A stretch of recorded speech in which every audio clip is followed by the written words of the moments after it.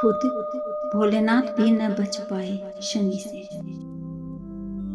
हिंदू धर्म ग्रंथों में शनि देव को न्याय का देवता कहा गया है। वे मनुष्य के शुभ अशुभ कर्मों का फल देने वाले हैं। माना जाता है कि उनकी दृष्टि अत्यंत प्रभावशाली होती है। जब किसी व्यक्ति पर शनि की ढैया या साढ़े साती आती है तो उसका जीवन पूरी तरह बदल जाता है।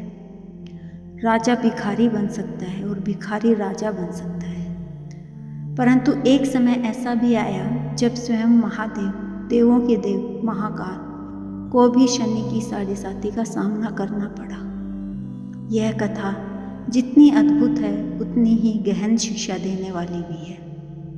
एक समय कैलाश पर्वत पर सभी ग्रह देवताओं का आगमन हुआ। सूर्य, चंद्रमा, मंगल, बुध, बृहस्पति, शुक्र सभी महादेव के दर्शन करने और उनका आशीर्वाद पाने आए। अंत में शनिदेव भी वहां पहुंचे।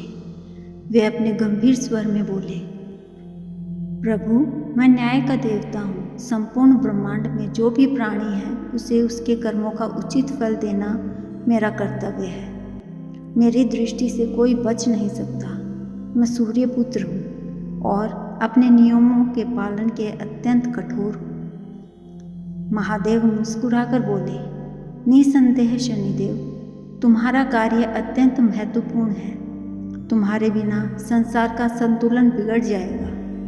जिस प्रकार मैं संहार और सृजन दोनों का पालन करता हूँ, वैसे ही तुम कर्मफल प्रदान करके धर्म की रक्षा करते हो। शनि ने कहा, प्रभु, मैं आपके दरबार में आया हूँ और मेरा नियम है कि मैं जिस पर भी दृष्टि डालूं उसे उसके कर्मानुसार फल भोगना ही पड़ता है। आपके ऊपर भी मेरा प्रभाव पड़ना चाहिए। शिव शंकर सर्वज्ञ हैं। वे सब समझ गए कि शनि अपना धर्म निभा रहे हैं। उन्होंने सहज भाव से कहा, महादेव, यदि यह तुम्हारा धर्म है तो मैं भी इससे वंचित क्यों रहूं?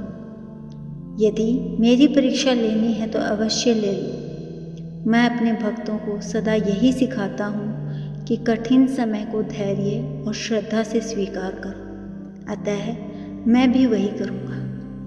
शनिदेव ने अपनी दृष्टि महादेव पर डाल दी और तभी आश्चर्यजनक घटनाएं घटित होने लगी। जैसे ही शनि की दृष्टि महादेव पर पड़ी, पूरा कैलाश कांप उठा। हिमालय की चोटियों से ध्वनि गूंज उठी।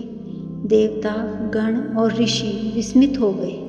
महादेव धीरे धीरे अपने विशाल स्वरूप से संकुचित होकर एक अद्भुत रूप में स्थित हो गए। वे योनि के रूप में प्रकट हो गए। देवताओं ने यह दृश्य देखकर आश्चर्य से हाथ जोड़ लिए। माता पार्वती भी अचंभित हो गई।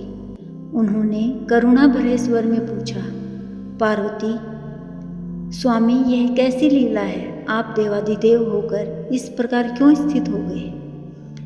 कृपया इस रहस्य को स्पष्ट करें। महादेव ने शांत स्वर में उत्तर दिया, देवी, यह शनि की दृष्टि का प्रभाव है। उनकी साढ़े साती जब किसी पर आती है तो वह चाहे राजा हो, साधु हो या देवता, सभी को उसके परिणाम भोगने पड़ते हैं। मैं भी नियमों से परे नहीं हूँ। महादेव के इस रूप को देखकर संपूर्ण ब्रह्मांड विचलित हो उठा।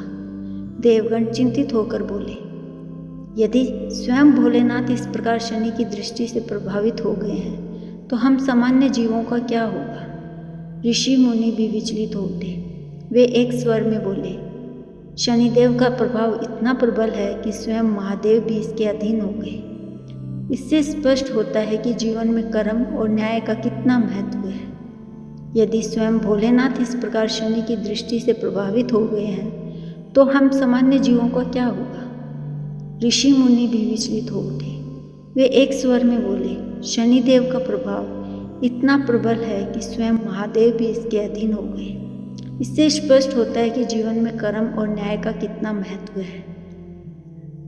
काफी समय तक महादेव उस रूप में रहे। इसके बाद शनिदेव को अपनी शक्ति का बोध हुआ। वे महादेव के चरणों में गिरकर बोले, प्रभु, आप तो स्वयं काल के भी स्वामी हैं। आपसे बड़ा इस ब्रह्मांड में कोई नहीं।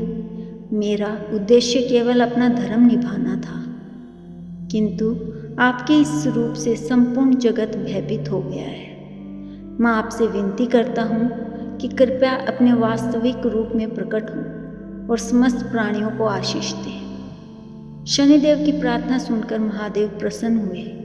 वे अपने दिव्य और विशाल रूप में पुनः प्रकट हो गए। उनका तेज चारों ओर फैल गया। देवताओं और ऋषियों ने हर हर महादेव का जय घोष किया। महादेव बोले, शनिदेव, तुमने अपना धर्म निभाया है। तुम्हारी दृष्टि से कोई बच नहीं सकता, परंतु एक सत्य यह भी है कि जब कोई भक्त सच्चे मन से मेरी आराधना करता है तो मैं उसके दुखों को सहन करने की शक्ति देता हूँ। तुम्हारे प्रभाव को मैं शांत नहीं करता, परंतु भक्त को इतना सामर्थ्य देता हूँ कि वह धैर्यपूर्वक उसे सह सके। इस घटना के बाद यह मान्यता बन गई कि शनि की 7.5 का प्रभाव अति कठोर होता है। स्वयं महादेव भी इसके प्रभाव से छूते नहीं रहे। किंतु शनिदेव शिव भक्तों पर अपनी दृष्टि को कोमल कर देते हैं। इसी कारण से शनिवार के दिन शिवलिंग पर जल, दूध, तेल चढ़ाने की परंपरा है। भक्त मानते हैं कि ऐसा करने से शनि की पीड़ा कम होती है और वह अनुकूल फल देने लगता है। यह कथा हमें यह सिखाती है कि संसार में कोई भी शक्ति नियमों और न्याय से परे नहीं है। जीवन में जब कठिन समय आता है तो हमें उसे ईश्वर की इच्छा मानकर धैर्य और श्रद्धा से स्वीकार करना चाहिए। महादेव स्वयं उदाहरण प्रस्तुत करते हैं कि संघर्ष से भागना नहीं, उसे साहसपूर्वक स्वीकार करना ही धर्म है। इस प्रकार महादेव पर शनि की 7.5 की यह कथा न केवल पौराणिक रहस्य बताती है, बल्कि हमें जीवन का गहरा सत्य भी समझाती है। अगर आपको यह कथा पसंद आई हो तो इसे लाइक और शेयर जरूर करें। ऐसी ही और पौराणिक कथाएं सुनने के लिए हमारे चैनल धर्म ज्ञान को सब्सक्राइब करें और घंटी का बटन दबाना न भूलें। जय भोलेनाथ, जय शनिदेव।